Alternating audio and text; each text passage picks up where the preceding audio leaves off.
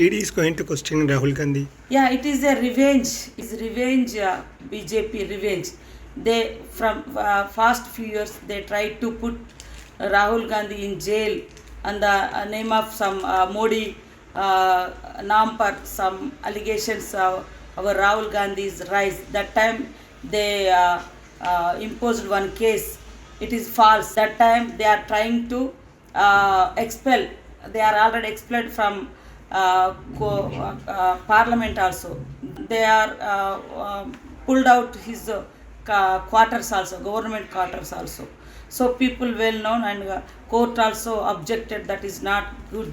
And again they are bring Herald case. Herald paper is for the freedom fight movement opinions spreaded within country. That is a good freedom fighters paper, voice paper. But now there is no transaction, there is no money transaction, there is no anything, there is no money laundering, there is no transaction with anyone. It is the freedom fighters paper. Some days back it was faced some crisis to run that paper. That time our Congress leaders hand over and run with fair, no money laundering, no money transaction, no anything.